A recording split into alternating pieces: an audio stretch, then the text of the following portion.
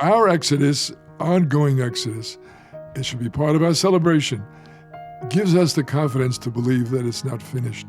I do have the sense, which I got from our Torah and our tradition, that God is our partner, that the promises that this is not going to be in vain are real, and that we should trust ourselves. Just as we came back from this awful, catastrophic Churban of the Beit, a destruction of the Second Temple and the exile, just as we came back from the Shoah with this devastating, catastrophic extermination of our people, so I believe we will have the strength to come back from October 7th. As God withdraws from the world, we have an ethical imperative to claim power and to hold power, and that's what makes the state of Israel so very important. This is the once and future redemption.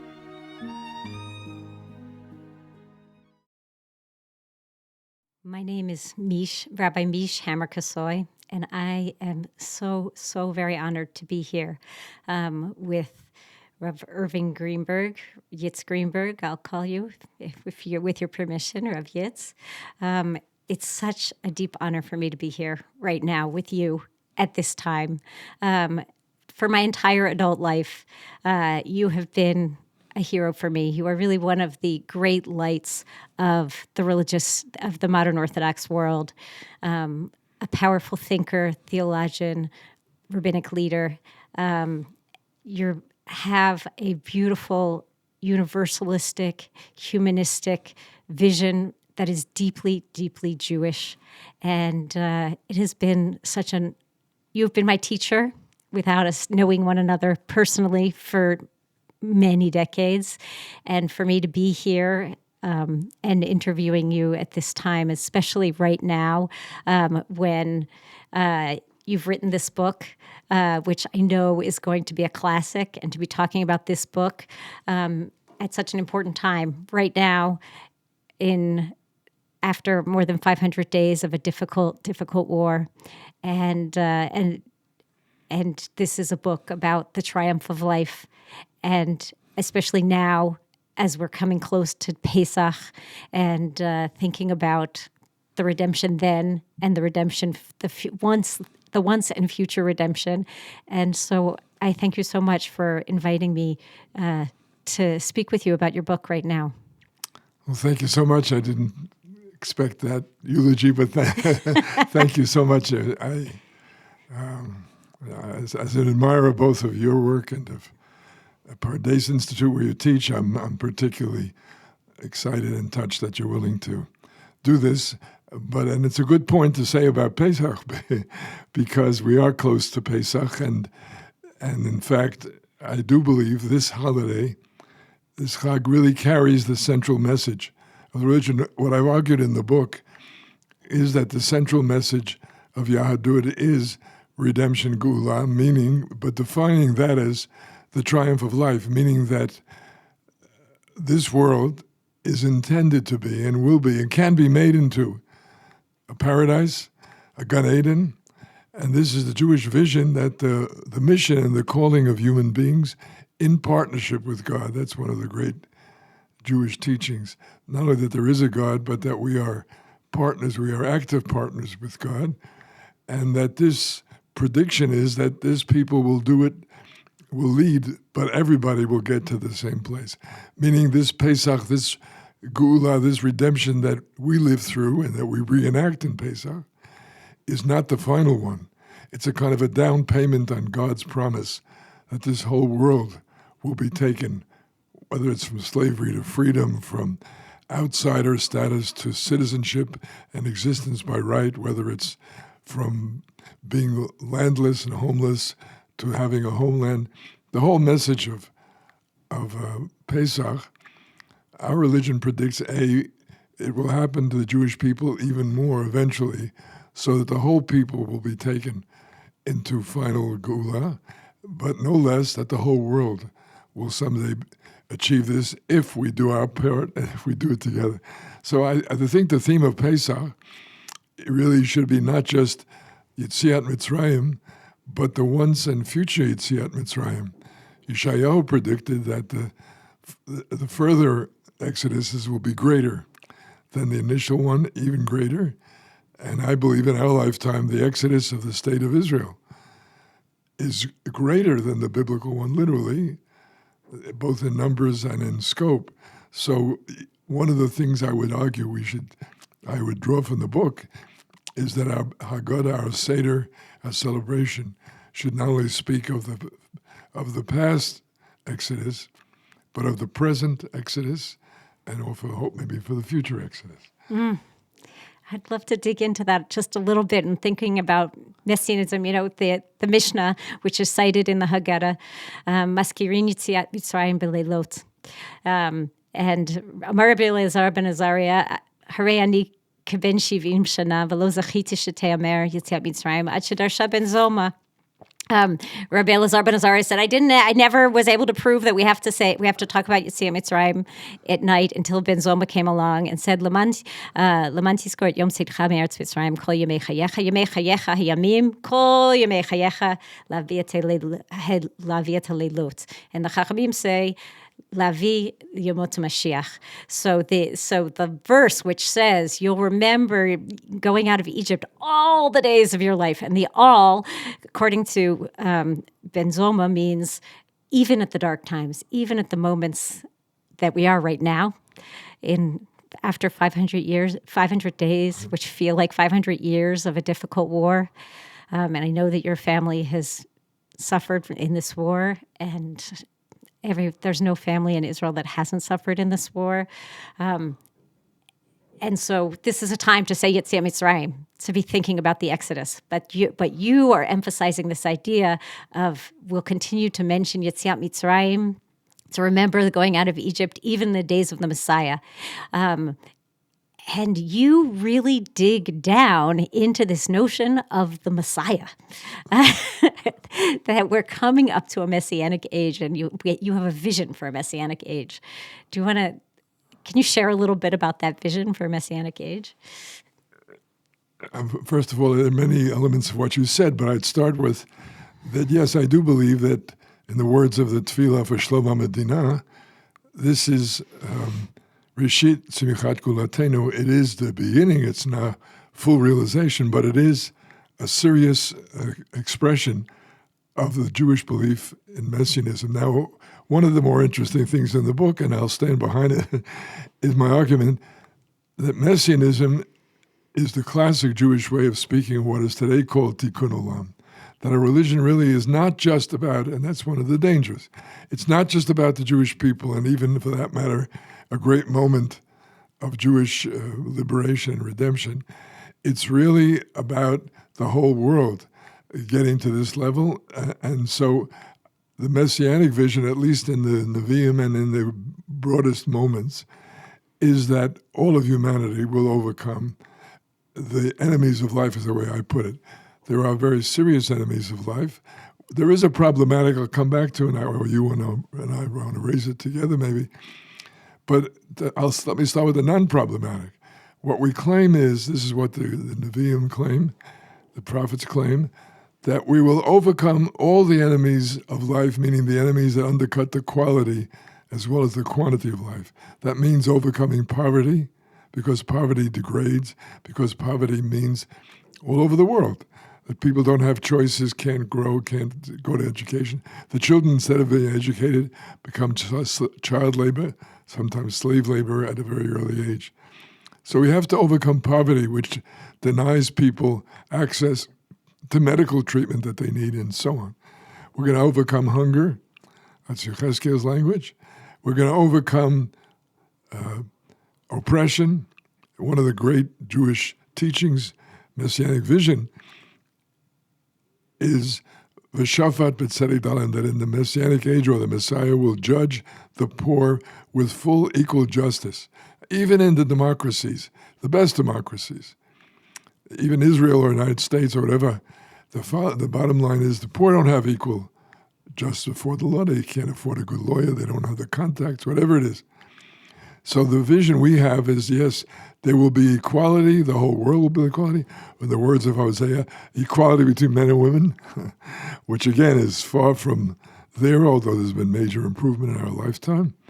Hosea says we'll get to the point where The woman will speak, particularly Ishi will call her husband my man, not Bali, my Baal, which of course means my owner. So we're going to have equality. We're going to overcome war. They'll beat the swords into plowshares. We're going to even overcome sickness. That's the Jewish dream. I mean, again, Yeshayahu, in the age of the Messiah, the deaf will hear, the blind will see, the lame will dance. But again, that's not going to happen unless we do our part of our share of it. But this vision of Messianism, to me, is extraordinary and I think liberating. And I think it's one of the great accomplishments of modern culture and why it's so appealing, is that many important steps toward that direction. Now, for the Jewish people, Messianism helped keep them alive and hope during the worst period, and you were raising that point. We talk about it in the hard times. It took a lot of courage and a lot of hope because the reality was contradictory for Jews to do the Seder in the Warsaw Ghetto.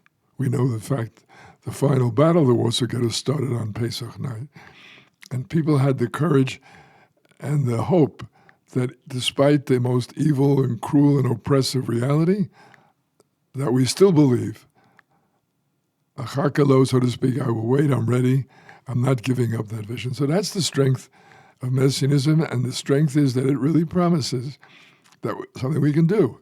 And it may have seemed to be an abstract hope, but in the last century or two, it's become a real possibility if you do your homework. So, I mean, that's why I insisted on identifying Messianism with Tikkun Olam, which many traditional Jews sort of feel, oh, that's a fake, that's a cover for a liberal Democratic Party in America agenda, for social justice. It's not. I think in its deepest level, it is this call to transform the world. It's an incredibly inspiring vision of equality and human dignity and infinite human worth, of really seeing the Tselem Elokim in every person. And I think one thing that's amazing about you is that you walk that walk. You really do that. And yet I want to just say, I feel really bothered a little bit by I understand the adoption of the language of Messianism and feeling like we can overcome and we can get to a perfect world. And yet, I've seen so much bad, and you've even named it in your book, how many bad things have come out of this messianic expectation, this belief that we can perfect the world. We see that the world is not getting perfect, and the people claiming that they'll be able to perfect the world in the name of that perfection have aggregated to themselves so much power and caused so much damage in the world. And do you not consider just letting go of that idea of perfection and just let's try to make it that's a utopian ideal we can hold up and move towards, but not think we're really going to get there? I'd like to come back to that point in a moment, but I think it's good. Your comments, which are restrained and respectful, thank you. You probably say it much sharper and correctly so. But it reminded me of a conversation I had with David Hartman, Zichrono Livracha, who was a close friend. And he made Aliyah wisely way before I did. This was right after the Six-Day War, maybe in 1969. And of course, I used to come and visit him regularly and we'd talk about these issues that we shared together. And one day, in the early 70s maybe, I came and he says to me, yes, I've been thinking a lot about Messianism. And he said, I decided we have to reject it. I have to reject it. I said, what? He says, you have to reject it. Why? I said, well, he said, and I try to make the counter-argument. To me, it's a source of hope. It gives us the strength to challenge the status quo and so on. He says to me, you're saying that because you're sitting in New York City right now in the Ivory Tower. It's a beautiful thought and you love that thought, but you're not in the real world. I'm sitting here in the real world. These guys out there who are messianists. But you know what they're doing in the name of messianism? They'd like to not only drive out the Arabs from the West Bank, they'd like to commit all kinds of oppressive actions, get away with it, or take the Lubavitcher position. The Lubavitcher Rebbe, he's a great Jew, but his messianism was that God has given us this victory, God has given us this land, and not only give back an inch of it for the sake of peace. He said, so in the name of messianism, we'll have no peace, we'll have racism and anti-Arab misbehavior, we'll have violations of dignity and of equal rights and of democracy. He says, so I came to the conclusion, I happen to love the idea, but it's got to go. It's so dangerous. And of course, you made it stronger in your comment. The truth is, the messianic, secular messianic visions of the last 100 years, I'd like to come back to that, in fact, or Nazism. They dream not only of economic national socialism, economic equality, national socialism, meaning unity of the whole community. They dreamed of eugenics, of perfecting human race. And in the name of that, you have to murder, exterminate the whole Jewish people and inflict tyranny and torture and killing on hundreds, millions, and so many died in the war. So yes, in the name of this messianism, terrible things have been done. Or again, he said, So why didn't I agree with him? So number one is because I do feel this has been the great Jewish transformative contribution to world civilization. I mean, everybody always says the Jewish contribution, monotheism, or ethical monotheism, one God. And why do they say that? Because it's not just Jews. 1.9 billion Christians, 1.1 billion Muslims, and other groups have also, 3 billion of the planet have accepted this belief and live by it.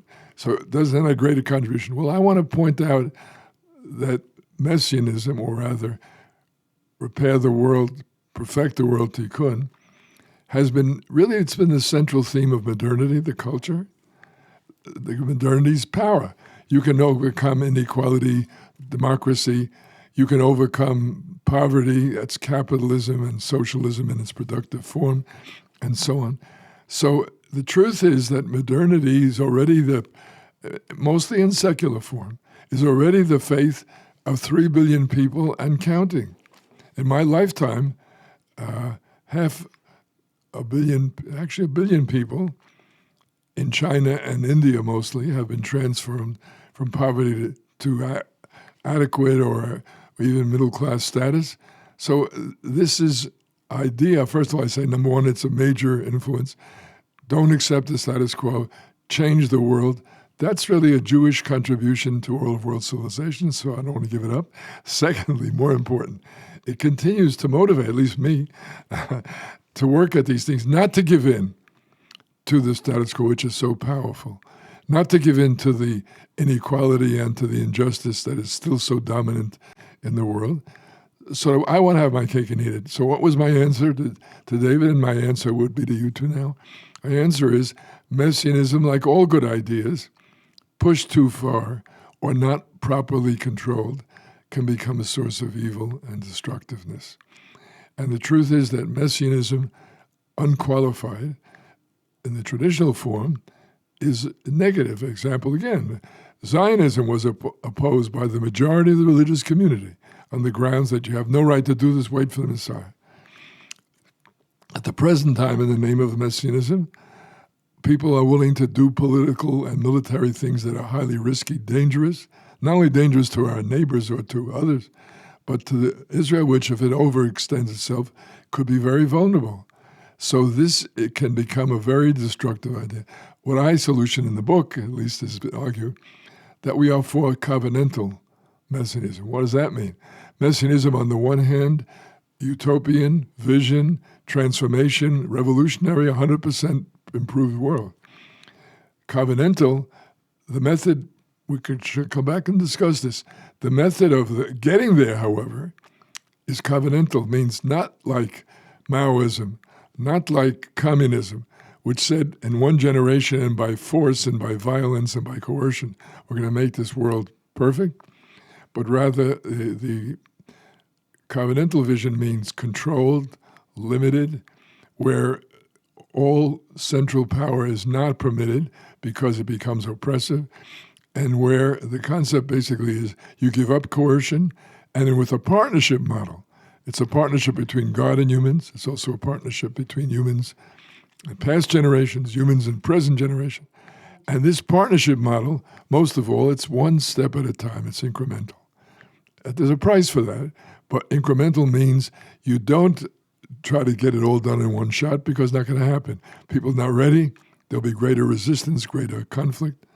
And so instead, incremental means generation by generation and pass it on. It won't finish it.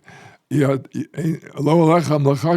have to finish it, but you start it and you work at it, and each generation goes as far as it can and pass it on. Oh, beautiful. Wow. So so we're going to go to a messianic world, but we're going to get there incrementally. We're going to get there slowly. We're going to get there. And you've already started to talk about the how. How are we going to get there? We're going to get there through what you call the covenantal method of tikkun olam. And if I can just cite, because I want to make sure we read a few sentences from your book, how you articulated this notion of limit. I'm reading from page 107. In the Bible, the first articulation of covenant starts with an act of divine self-limitation. After the flood, God commits to never again use unlimited power to punish humans for evil acts. Thus, the Torah encodes a deeper message. Limits are the key to enabling life. Absolute power should never be used against humans, even if exercised by God with the best of intentions to eradicate evil and restore the world to a state of paradise. It will do more damage than good. Since absolute power will inevitably wreak havoc, the Torah's method of repair is itself limited. The operating procedures of the covenant respect humans and work with them in all of their limitations to get to a better place. This act of divine self-limitation is an act of love designed to make room for the other. So these are your words. Thank you for saying that. I'm about to say, I wish I'd written that, but I guess I did. Thank you.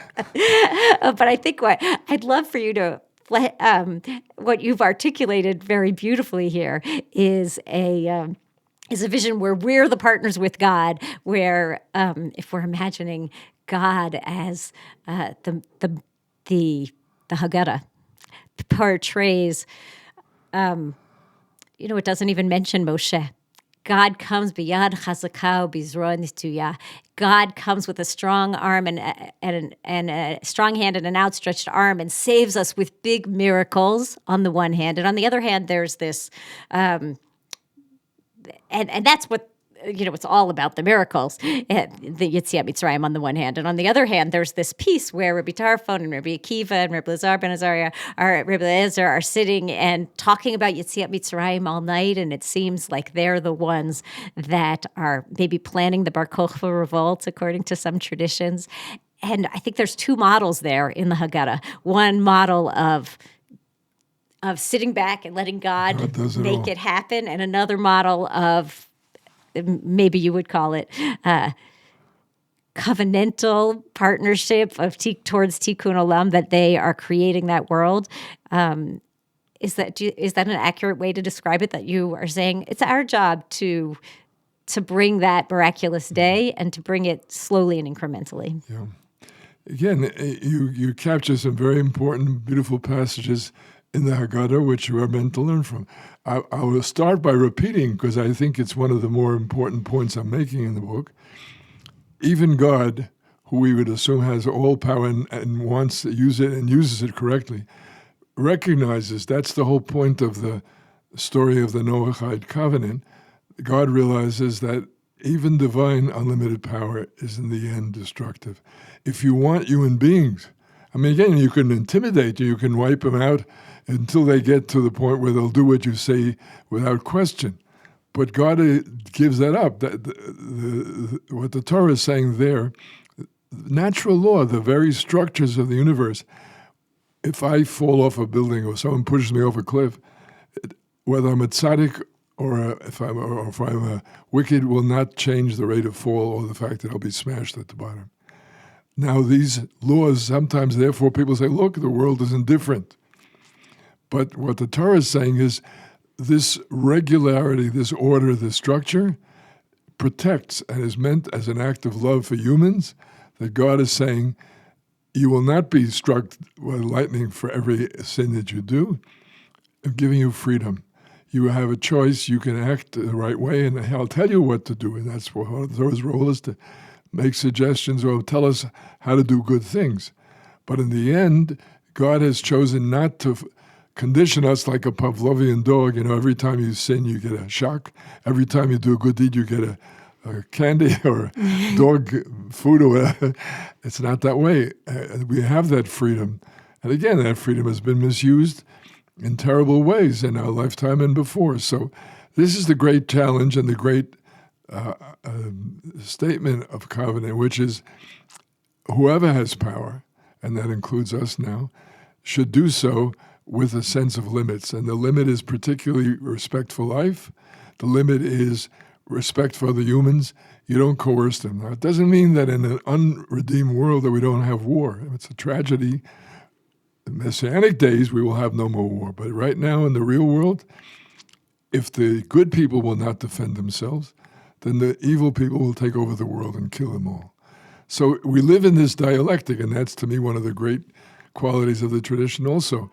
It doesn't give up these ideals, nor does it set them up in a way that makes this world irrelevant or terrible. Get rid of this world so we can get to the real ideal world. It says, here is the vision of where this world could be. Take a long time, enormous effort, multiple generations. But you can do it, and you should do it. And this way, you do it in a way that doesn't override human beings who stand in the way. That doesn't, it drives you to compromises. It leads to all kinds of terrible things. I'll give you people two simple examples. I start with slavery. The human being is an image of God means human being is equal. Human being is free. It means they are infinitely valuable, and therefore no amount of money can measure your life is worth more than any amount of money. Slavery is the opposite. It's a denial of humanity. It says you can be bought and sold. It says you don't have freedom, but people can use you and use your life up without consideration. What did the Torah do when, say, 1250, when one would date Sinai or Exodus? In the real world, at that moment, slavery was almost universal. So the Torah gives us a model. The model is it didn't say overnight, no more. It did say by implication, this is not compatible with Elohim, but it said you want to get rid of it? Torah starts by limits. So it did not abolish slavery. It said a limit. The limit is 6 years. Right after Sinai in Mishpatim, it's the first set of laws. 6 years limit. After 6 years, in the seventh year, you go free. It said during the 6 years, 6-day limit. On Shabbat, you're free. On Shabbat, everybody should be allowed and be free and not required to work. That's the first limitation.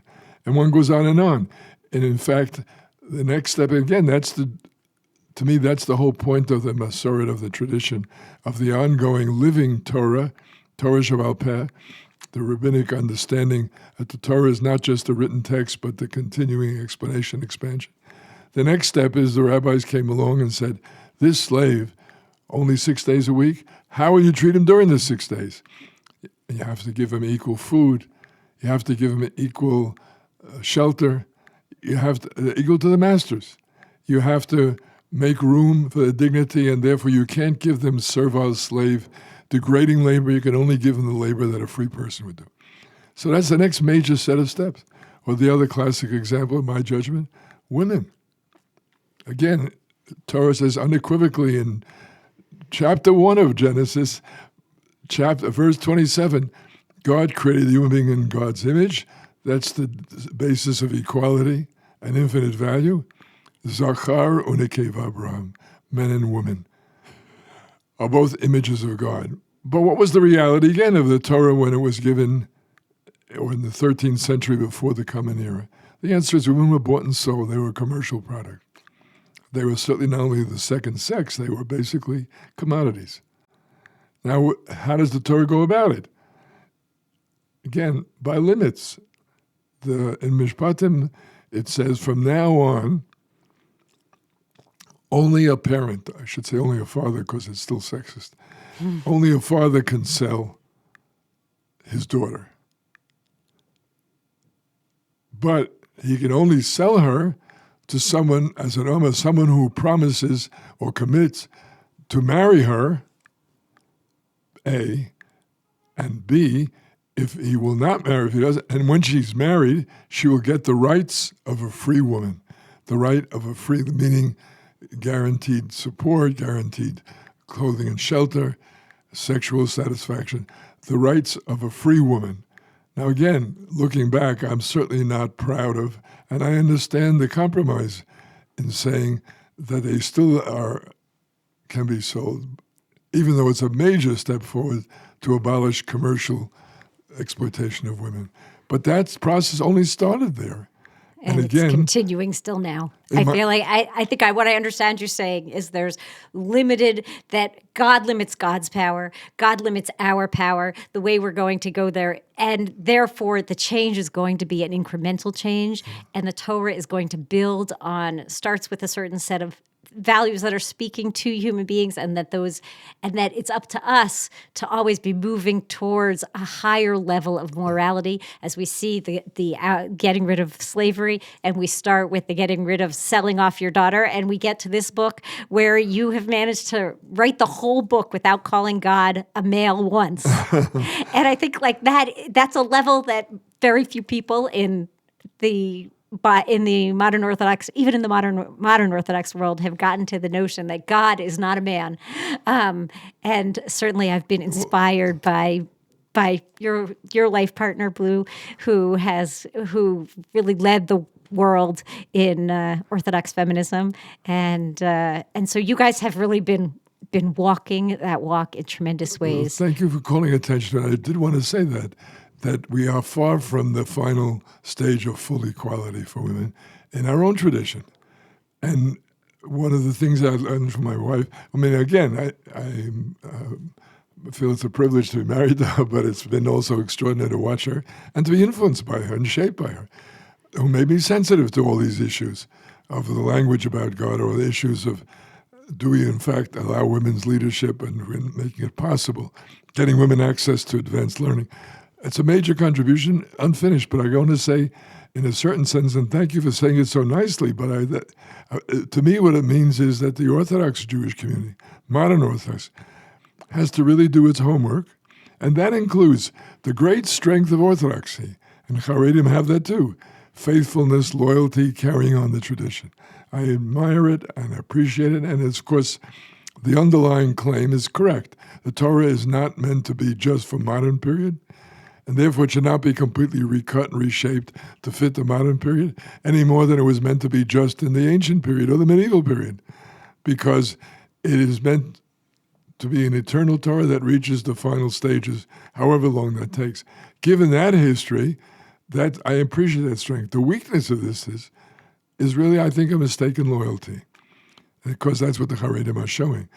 Out of loyalty, you continue, for example, the unfair, one-sided power of the husband to issue a get or deny it.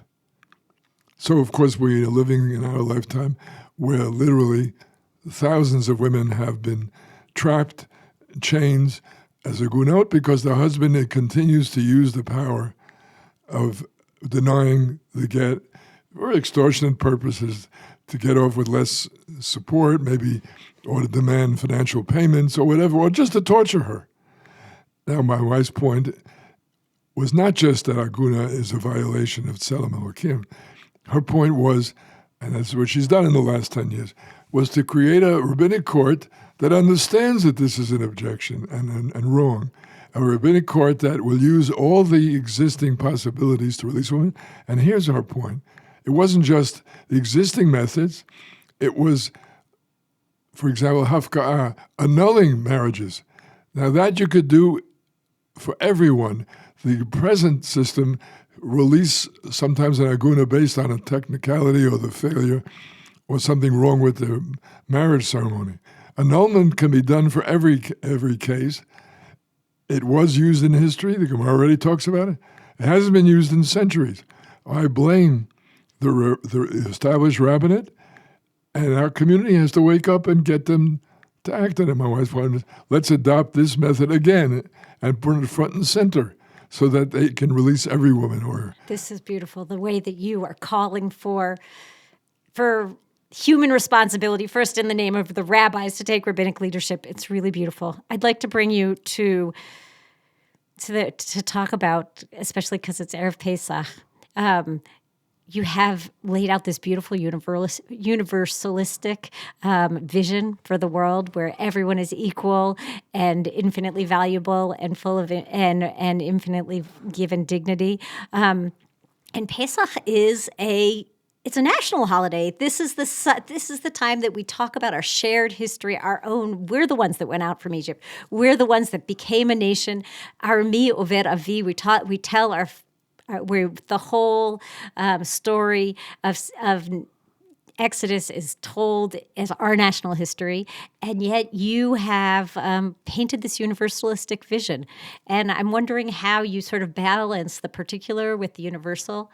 It's a fair question, and it should be a question in every observant Jew's mind. How do we balance it? Yes, if you want to play, by the way, the whole tradition has many great themes, most of which I believe are dialectical, meaning they are both and not one or the other. And one of the great dialectics is universal particular.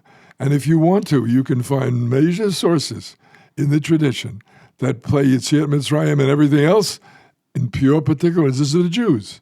I mean, the Mishnah, which is the central to my religious thinking a whole lifetime, the Mishnah that speaks of the human being's dignity as an image of God, that Mishnah says, if you save one life, it's like saving a whole world.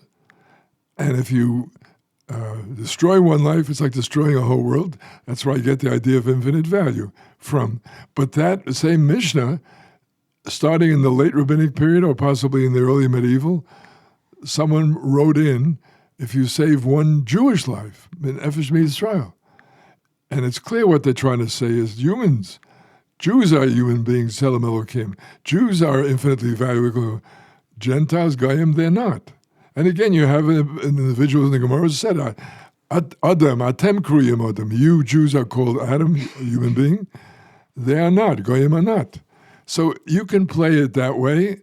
And of course, I think that's one of the dangers in Israel is that because we're all, the majority is Jewish and we're surrounded to some extent by enemies, there's a temptation to read the whole tradition in very self-centered, narrow.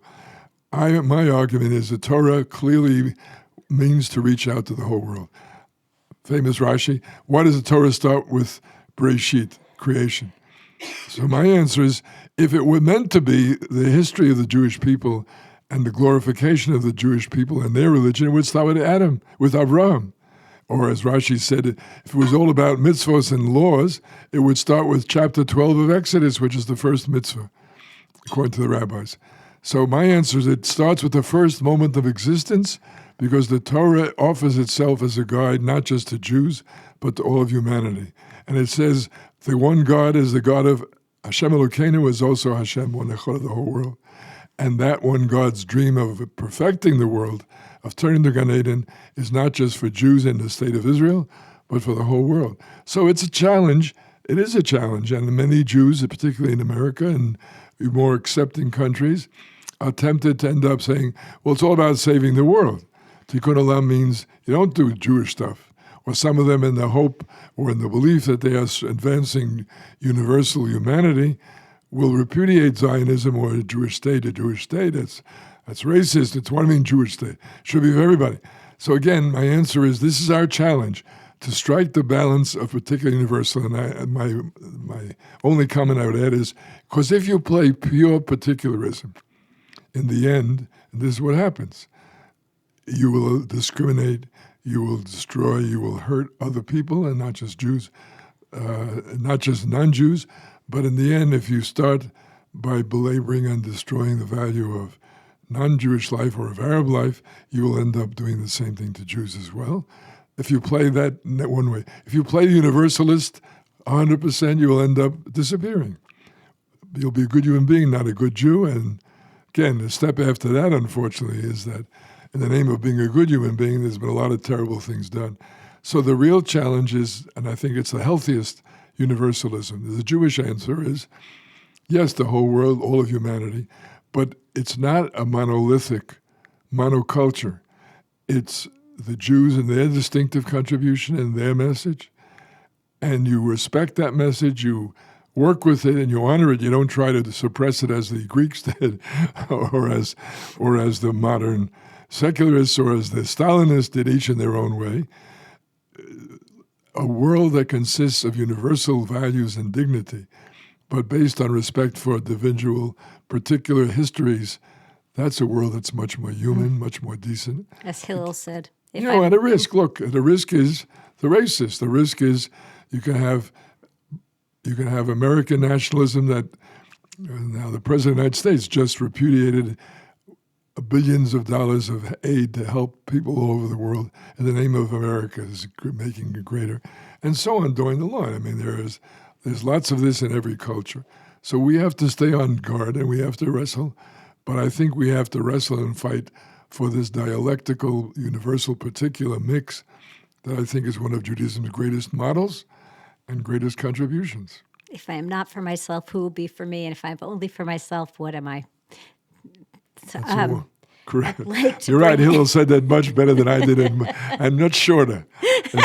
Right. If I'm not, I said, who will be? But if I am only for myself, what am I? And that's our challenge. Can we talk about God for a little bit before we close to the end?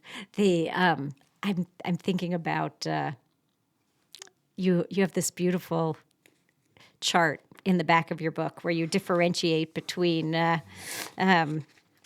you differentiate between there's the Jewish history into three eras, where the going out of Egypt is one really important era, and then God shows up there with fabulous miracles and big signs and wonders, and we're not expecting God to show up in that way in our current world. And I'd like you to flesh that out, and I'd like also just, if I can right now challenge you already a little bit about that, the vision that you set out of God giving us so much responsibility, where it's our job to bring redemption to the world, and we can't expect miracles. And I hope you'll flesh that out a little bit. Because we're 500 today, we're 500 and something days into a war, and I've been watching the hostages come home, and I think of a Gamburger saying, "B'derech emunah bacharti, b'derech emunah shavti." I chose the way of faith, and I've come home in the way of faith. And I think of Daniela Gilboa, and I think of her singing Shalom Aleichem while she's in captivity, and I think that that's rooted in a simple faith, which we're so desperate for right now, as we understand there's so much that's beyond our control, and I feel you've put so much weight on us to control the world, and I need help from God. And I need some signs and miracles. So can you share a little bit about that? Well, thank you for it. It is one of the more, I hope, original, but also challenging claims in the book, and I think the whole Jewish people has to come to grips with it. I start by arguing that, in fact, in this covenant I spoke about, in this partnership to advance the world, there are actually stages.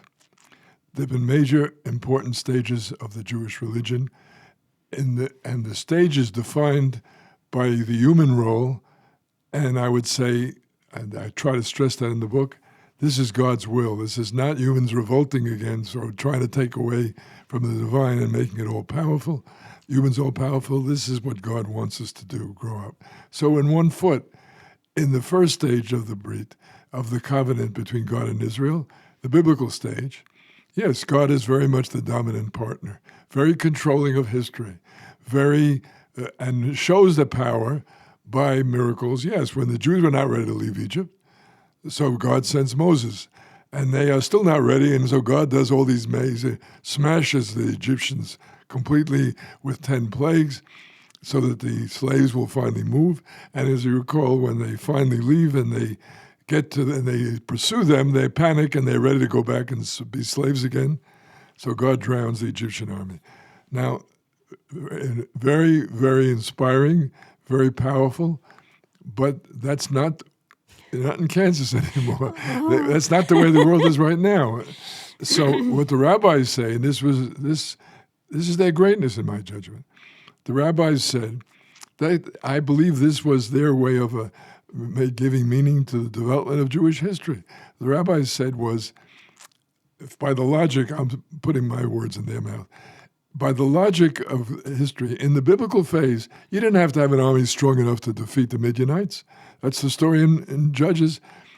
God sends Gideon to be the messenger and leader, revolt against the Midianites, and on the day of battlefield, God sends torrential rains and mud so that the military advantage of the Midianites, their iron chariots, bogged down in the mud, and they're drowned, and the Jews defeat them. And in that passage, he came with several thousand people, Gideon, and the Navi tells him, send home all but a few hundred. Why? Because if you win it with a few thousand, people say, oh, we did it, the Jews did it. And we want you to know it's all by God's miracles. It's great, but it doesn't happen that way anymore. The rabbis explain what happened with the Romans. They revolted not against God, which is why the first temple was destroyed. In the second temple, they revolted for God. They wanted to clean the Roman legions out of the Tameh, the impure Roman legions with their statues, out of the Beit HaMikdash, which should be pure and dedicated to the one God. So it was revolt for, but God is self-limited to give humans greater freedom and greater responsibility. In the first stage, if you satisfied God, God would take care of your enemies. In the second stage, it's not enough to say, I'm satisfying God. You have to be responsible, you have to be prudent, you have to pick your shots. The tragedy of that final revolt against Rome was Sinat Chinam, which really means civil war. They divided against each other. They're trying to beat the world's most powerful army, and you do that by fighting each other or by burning the stores of food in Jerusalem to force the others to go out and fight. Boy, it's so scary to hear about it now. So again, so number one is in the second stage, God is self-limited. And as I point out, God is hidden. You don't see these visible miracles. They don't have audio-visual splittings of the Red Sea. You have hidden miracles. I always say Purim is the Pesach, is the Exodus of the second rabbinic period. God's name is even mentioned. It's hinted at in the Megillat Esther. That's the point. Because the miracle takes place only because the humans, Mordechai and Esther, initiated a brilliant, risky palace intrigue that enabled them to overthrow Haman and to get the Jews the right to fight back. But I'm arguing this is the main point of the book. In the second stage, for example, it follows through in every level theologically. God doesn't send Navi, prophets. The age of prophets is over, say the rabbis. So God doesn't send a message, do it, Koamar Hashem, do it my way.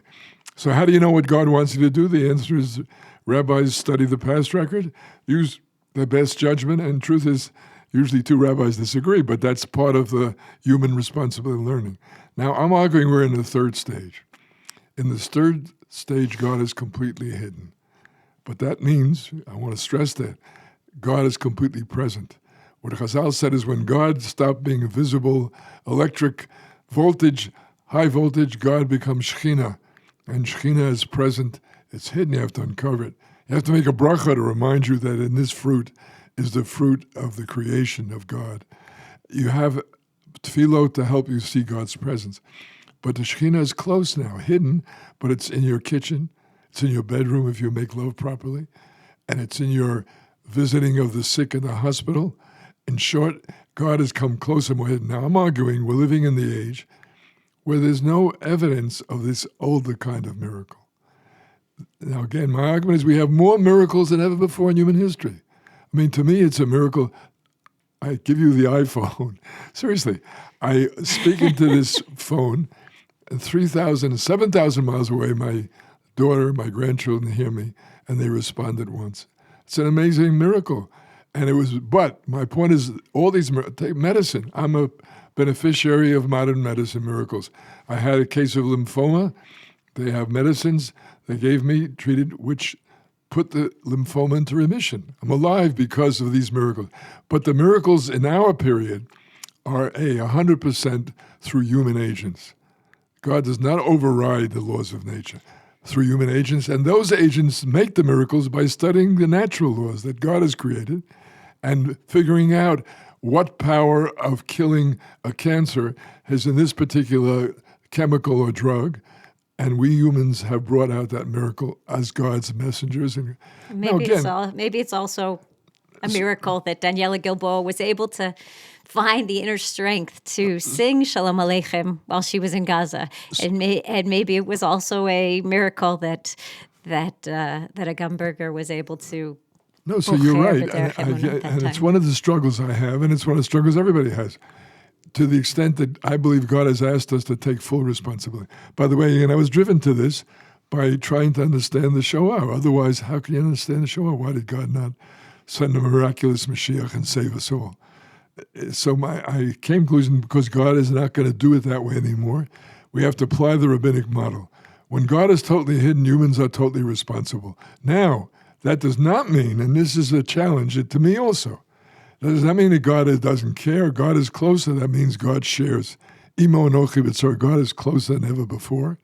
And yes, when she was in those tunnels and she was being totally locked up and mistreated, God was with her. And I believe that is the strength that gave her the additional strength to stand and to fight in that circumstance. What she said, however, has to be carefully parsed here, because to say, God will save me, my argument is no, God wouldn't have saved her. And the only reason she got out, God will only save her through the human agent. She got out because Israel negotiated and made a deal, because they turned over, and again, some of it very painful, they turned loose murderers, terrorists who had killed viciously in order to get her freedom.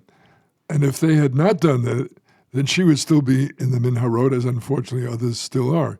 So it's really a dialectical again, where we should feel God's closeness, God's love, God's concern for us, God sharing, trusting in God, that God is telling us this will not be in vain, but understanding that that does not mean that God guarantees you'll be saved unless you or your country or your army does what has to be done to get you out. And I hope, again, the danger becomes, in my approach, people say 100% human responsibility. So we're God. We do whatever we feel like. So and you see how that goes bad. It becomes kochi ve'otzim yodei, it becomes arrogance. I did it all. I don't feel any understanding of how it was made possible by sustaining health. I don't realize that there's still a God who I'm accountable, and some of my methods and tactics may have been wrong. And it's important that there be a judge that I can't buy off that tells me this and holds me accountable. So yes, it's a real challenge. When here's Ben Gurion saying we have Jewish power, let's use it to abuse Arabs. Let's use it to kill all the Hamas, even if that means abandoning the hostages. So that's an abuse of power in my judgment, and this is our challenge, to understand God and the promises not as a false guarantee of not getting hurt, not as a false guarantee that anything we do is okay, but as really as a true partner, which includes guiding us and judging us and trying to help us see where we go wrong and where we go right and how to act accordingly. Oh, it's a hard vision of, it's somehow empowering vision of God, and also it puts a lot of weight on us, which I guess brings us back to my final question to you, really, is about, I think one of the things that has been so important to me in these last decades, because you started to talk about this notion of the moral imperative of holding power, that as God withdraws from the world, we have an ethical imperative to claim power and to hold power. And that's what makes the state of Israel so very important. And I'm sure you have some words of inspiration for us in this deeply complex time when we're feeling so much loss on the one hand from this war, and also so much hakarat tov, because it's not like it was in the Shoah. We took a terrible losses, and we've been able to fight back, and we've been able to protect ourselves, and we still have so many 24 living hostages, 59 hostages that are still there, and the state of Israel is in some way is an imperative for us, and that's central to you. So I wonder what words of inspiration you have for us at this moment in history. So again, these are all issues that we should all be wrestling with together. I learned the lesson, the whole Jewish people learned the lesson from the bitter experience of the Shoah. Looking back, God gave this freedom I spoke about. And I want to stress again, God did not withdraw. God releases control. It's very different. Far from withdrawing from the world, God has come closer. So God was, in fact, in the concentration. People always ask, where was God in the Holocaust? And for many years I wrestled and it was killing me. And then I realized the answer to that question is God was in the gas chambers. God was in the ghettos being starved and brutally treated. God was packed into these freight cars in which people were disintegrating and dying of hunger and of thirst and of sickness. So that's not the issue. God was with us. But I think God was saying to us, and this we didn't understand, take power and end this. And the truth is, the Allies finally took power and defeated the Nazis. But unfortunately, they didn't use that power to save Jews. And if you look at the Jewish survival rates in the Holocaust, in some countries, I mean, in Denmark, it was 95% plus survival. In Albania, in Bulgaria, for the Bulgarian Jews, 100%, why? Because their neighbors used their power. Their governments used their armies to protect, to hold the Jews and hold them safe. In the countries where the neighbors participated with the Nazis, helped them. In Lithuania, 95% of Jews were killed. And some of them by the Lithuanians even before the Nazis came because they were cooperating. And in Poland, 90% of the Jews were put to death because the neighbors helped. So it was the Allies' failure to use power. So again, after the war ended, the whole Jewish people woke up and realized, unless the majority, give the Haredim credit, they didn't. Nothing could change them. Even though they should have seen from this that the lesson that wait for the Messiah is all wrong, and millions of them could have been saved if they would have listened to Zionist message and gone to Israel. But anyway, the Jewish people, the majority, woke up and said, we have to take power, create the state of Israel. And in America, in England, in France, the Jewish communities became more politically active because they understood we have to have power, including supporting the state of Israel. So that is a transformational experience. There is no choice. Our challenge is to take power, and thank God Israel has power. It was able to defeat Hezbollah. It was able to defeat Hamas. It has substantially defeated Hamas, even if they're still in power. It has had the power to strike against other allies of Iran. But if they didn't have that, we'd all be dead. They'd be throwing the nuclear weapons at us. So my point is, this is our unfinished and unremitting challenge, to take more power and then to use it to the maximum for life. And that's the message of the whole book.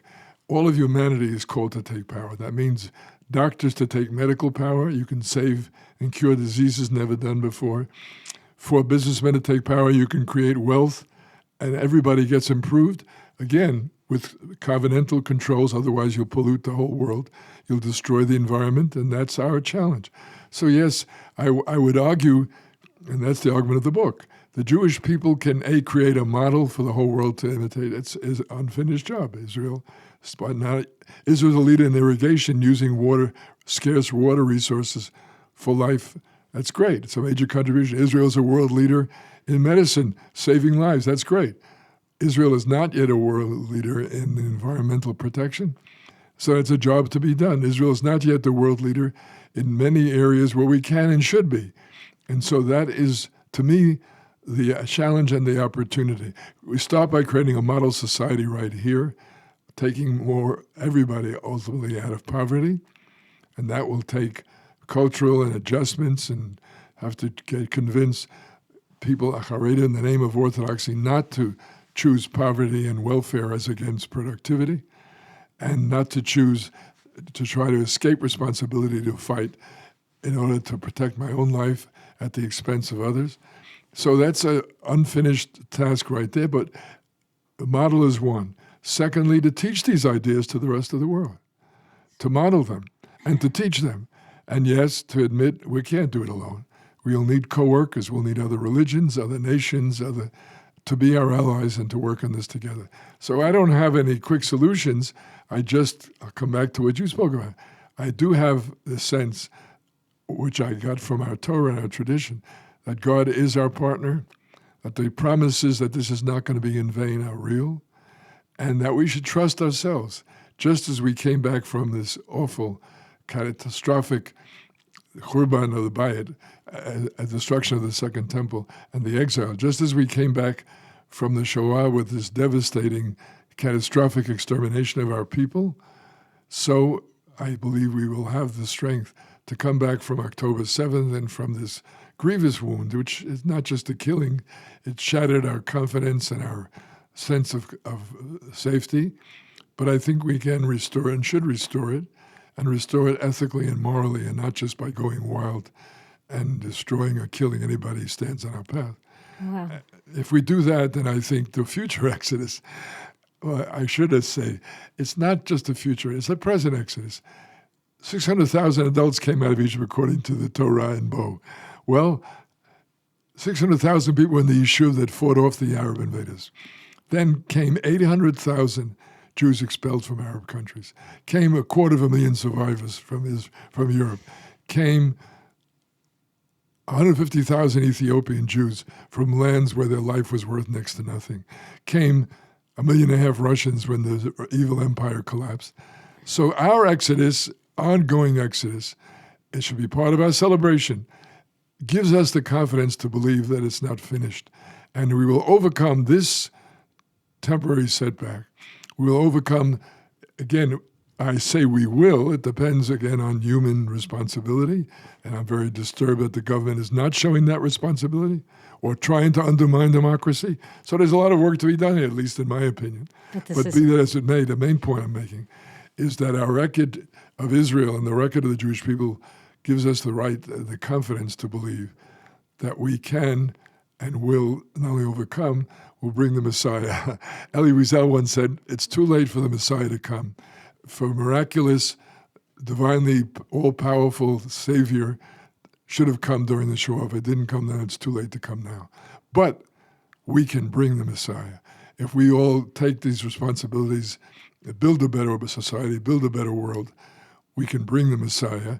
And hopefully that's what the book promises, that we can be a leading avant-garde in moving in this direction. Well, you heard it here. This is the once and future redemption. I feel like there's so much more in this book. We barely got to touch on a bit of it, but that's a wonderful place to end. And we've learned a little bit about your messianic vision for the world, about the way we're going to take responsibility for getting there, about the universalistic and also particularistic vision for that redemption, about the different way that God shows up in our world and is guiding us under these circumstances, and the obligation that we have to work to make sure that we are the most moral army in the world, and that we are creating our own redemption and holding power as we are here in the state of Israel. Thank you so much, Rav Yitz. You've given me so much to bring into my Seder.